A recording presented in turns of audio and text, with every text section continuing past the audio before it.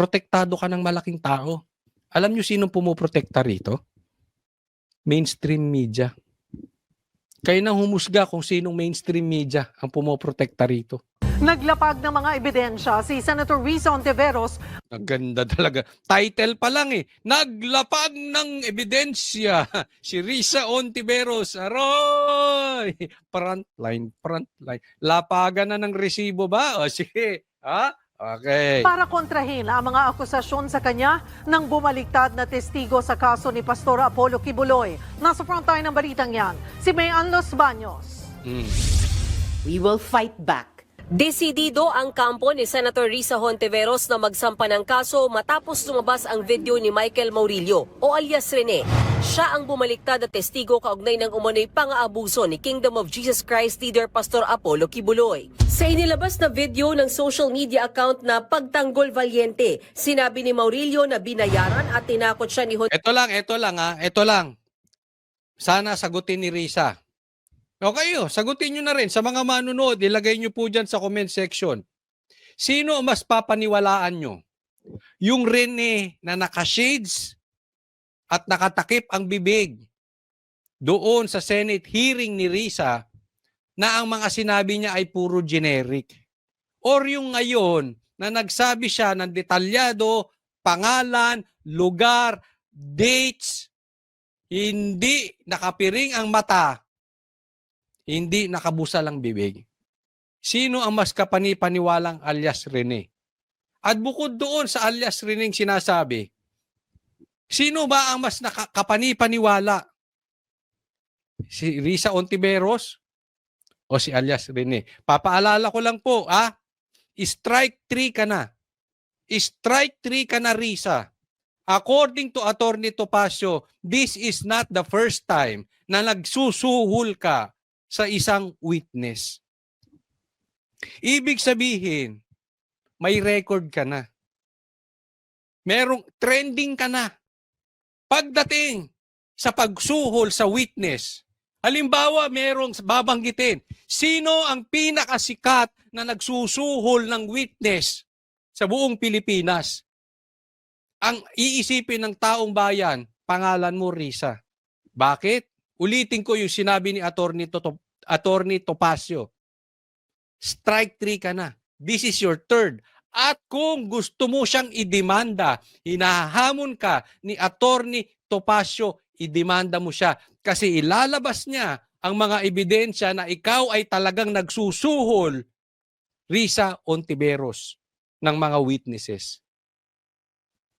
So, hamon namin sa inyo, Risa, ang patulan mo ay yung naghahamon sa'yo ng demanda na si Attorney Topacio. Hontiveros na magsalita laban kay Kibuloy, dating Pangulong Rodrigo Duterte at Vice President Sara Duterte. Pinatunayan ni Hontiveros na hindi totoo yan base sa mga inilabas niyang screenshot ng mensahe umano ni Maurilio. December 2023 nang mag-email siya sa opisina ng senadora para sabihin gusto niyang tumistigo laban kay Kibuloy. Yan, mamaya ha? Okay, may bagong video to si alias Rene, papakita ko sa inyo. Huwag mo na daw siyang mini-message. Yung grupo nyo, yung tanggapan nyo, huwag nang imine-message si alias Rene. Ilang beses pa raw nangulit si Maurilio sa opisina ni Hontiveros matapos nito. Nasaan dyan ang pinilit? Ang tindi, no? Ako, tatanungin ko to sa mga kaibigan kong taga KOJC. Kung may nanunood sa akin sa taga KOJC dito, pakisagot nga. At doon sa mga nakakakilala kay alias Rene, Inglesero ba si Rene? Hindi ko po minamaliit si alias Rene ha, kasi kailangan, total naglalabas ng ebidensya si Risa eh. Imbistagahan natin. Ito ba ay dikit? Oh. Halimbawa, hindi ito sa pang-ano.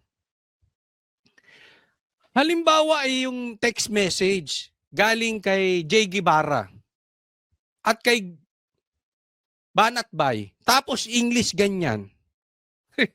Medyo magdududa akong talaga. Bakit may English ang nagaganap? Ha? Oh. Bakit kailangang send Risa may Englishan? Tanong lang naman. Ha? Kasi baka Inglesero naman si ano. Kaya nga tatanungin ko kung may nanonood sa akin mga taga kay OJC, sige nga pakilagay nyo at kakilala nyo si talaga may personal knowledge kay dito kay kung Inglesero ba tong si alias Rene para siya mag-text ng ganito. Muli, siya ang una at paulit-ulit na lumapit. Sinungaling na nga, nang haharas pa. Naks, sinungaling na nga ng haras. Vlogger na vlogger para kasi Claire Castro. Vlogger na vlogger ka na. Basa. Alam mo, Risa, daig ka ni alias Rene. Ikaw nga wala kang ginawa sa buhay mo kung hindi magbasa eh. Buti pa nga si alias Rene, may sariling kusa. May sariling sinasabi, hindi nagbabasa. Speaking of basa, basa ka ba, Risa? Hindi, nagbabasa ka ba, Risa?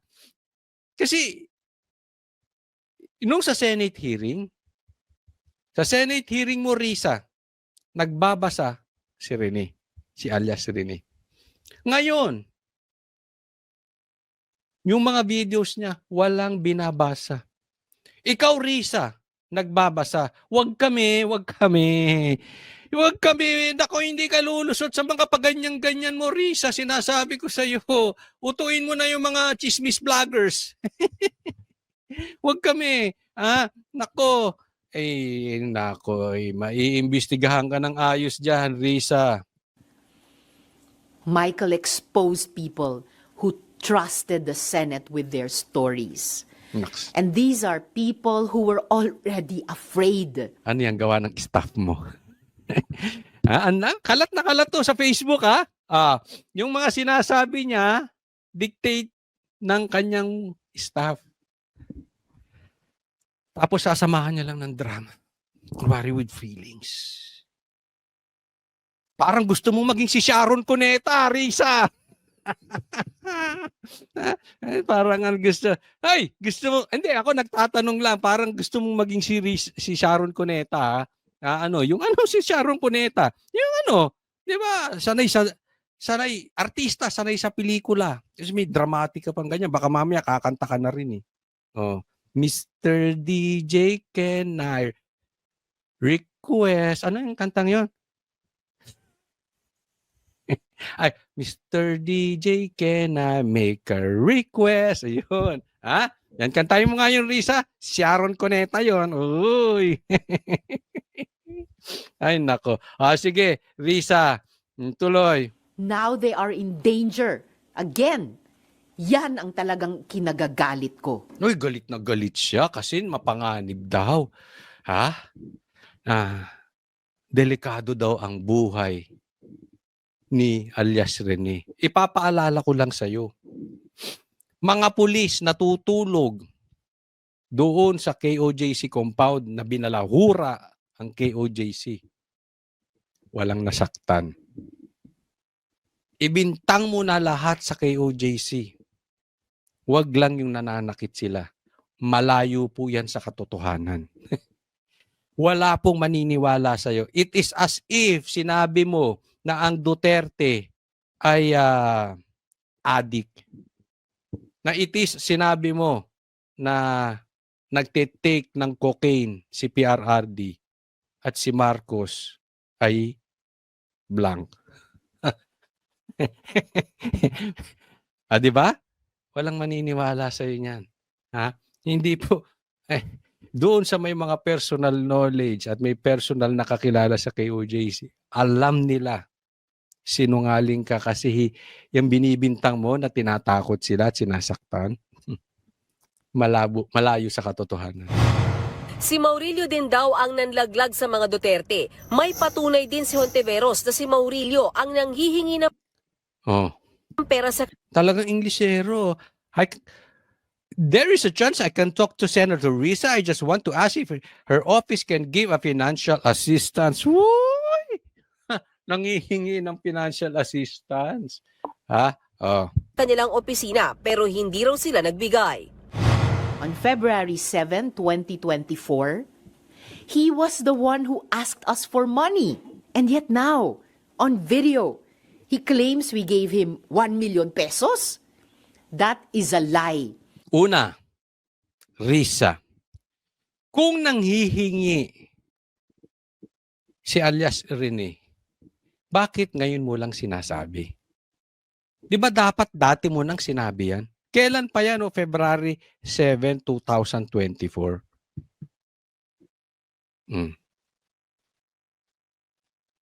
Kung totoo ito, bakit ngayon ka lang nagsasalita ng ganyan? And he knows it.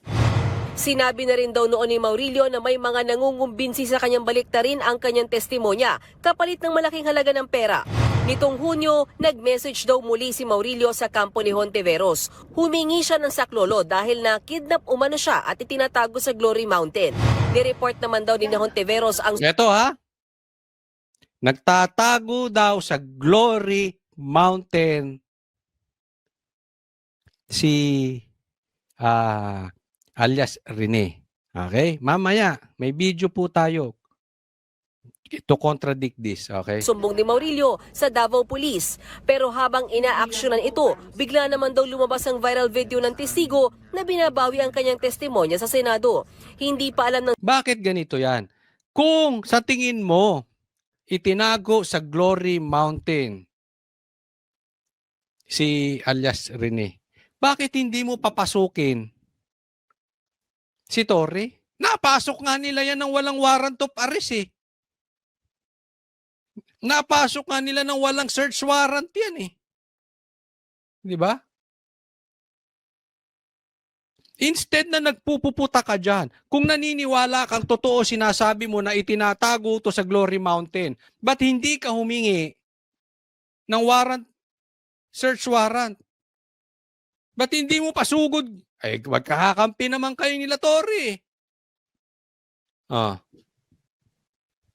Di ba yan nga sabi ni alias Rene? Habang nasa siege, dyan sa QJC, nagmi-meeting kayo? Kasama si Torre?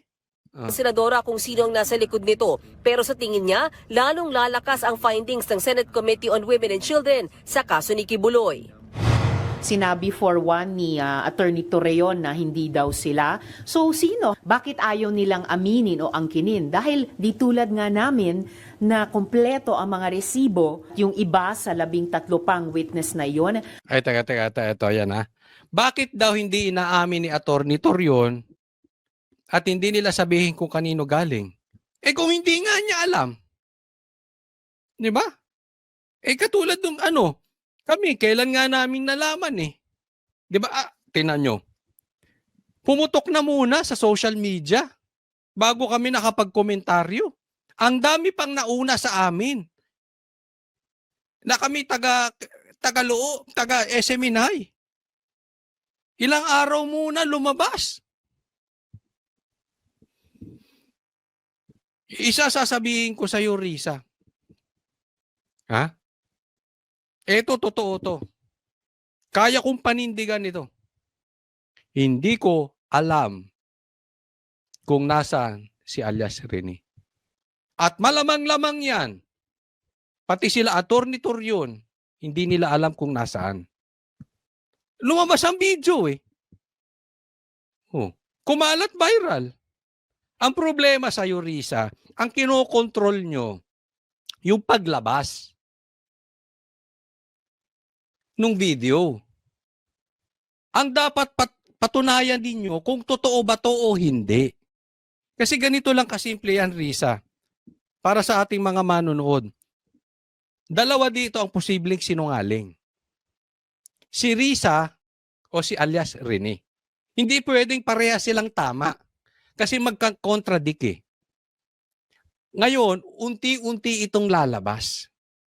Pero it took you how many days bago ka nakapag-react ng ganyan? Ni hindi mo nga dininay. Nung unang lumabas yung video, hindi mo dininay. Ni hindi mo nga masabi, ito'y si alias Rene. So sa madaling salita, nakipag-usap ka muna sa abogado mo, tiningnan mo muna kung gaano kalalim yung sugat para alam mo kung paano kayo magre-react. Sa madaling salita, nagplano muna kayo ng staff mo at ng mga abogado mo. Gaya ng sinasabi ni alias Rene na ganyan po ang ginagawa ninyo. Ang gumagalaw sa inyo mga staff mo at abogado. Siya ang nakikipag-usap kay alias Rene. Yan po yung issue dyan. Yan po ang katotohanan dyan. Hindi ka agad naka-react. Diba? Dumaan ng weekends. Nag-isip-isip muna kayo ng gagawin yung palusot. Dalawa ang sinungaling dito. Kayo tanungin ko mga manunood. Sino ang may bahid sinungaling? Si alias Rene o si Risa? Sino ang may record? Si Risa ba na nagbabayad di umano ng mga testigo? O si alias Rene na talagang sinungaling? Sino sa kanila ang mas kapani-paniwala? But definitely, isa sinungaling, isa nagsasabi ng totoo.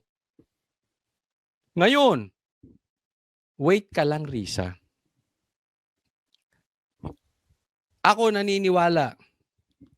Tatayuan ko yung sinabi ko before.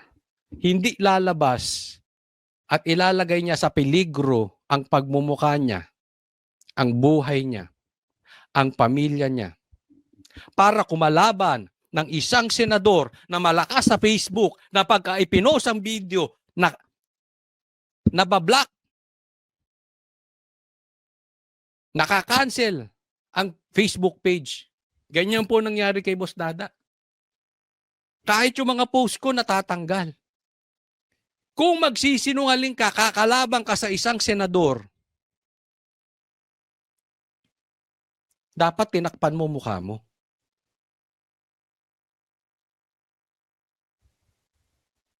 Hindi madaling lumaban sa isang senador. So definitely, may isang nagsasabi ng totoo, may isang sinungaling dyan.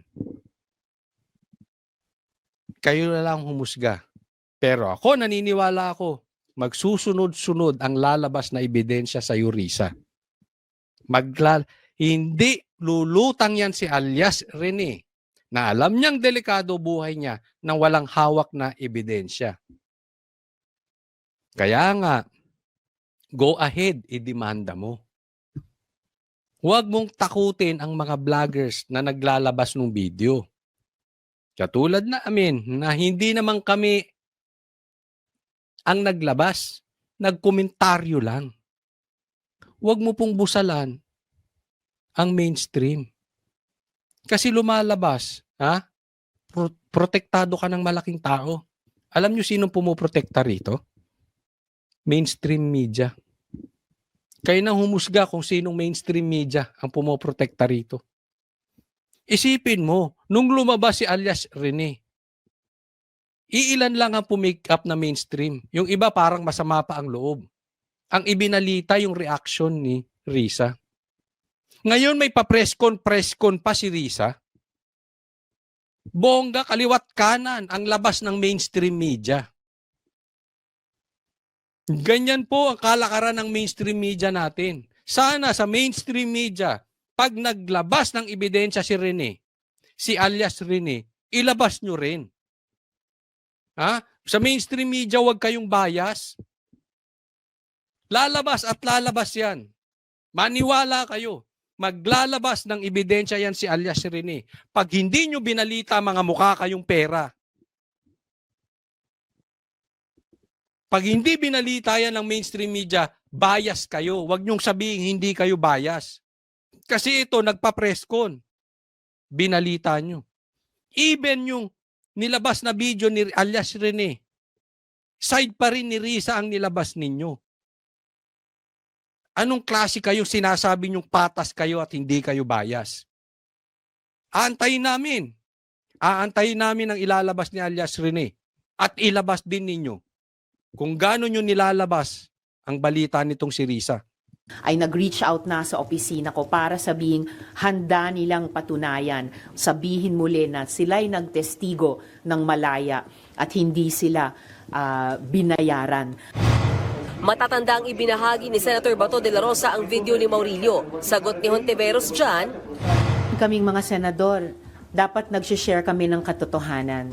Dapat hindi kami nag-share ng fake news. Nako, binabanatan na si binabanatan si Senator Bato. Nagkakagulo na po ang Senado. Magkakagulo ang Senado nito. O tulad ng mga AI-generated video, Nakakita mo, Senator Bato ha? Binabanatan ka, Senator Bato, magkakagulo. Nagkakagulo na ang Senado. Pero salute sa iyo, Senator Bato. Alam mo kung bakit? Binabanata ko rin to si Senator Bato, lalo na nung siege, kasi hindi niya na-handle ng maayos. Para sa akin, hindi niya na-handle ng maayos ng maganda yung hearing. So patas po tayo. But this time, pinupuri ko naman si Senator Bato. Alam niyo kung bakit?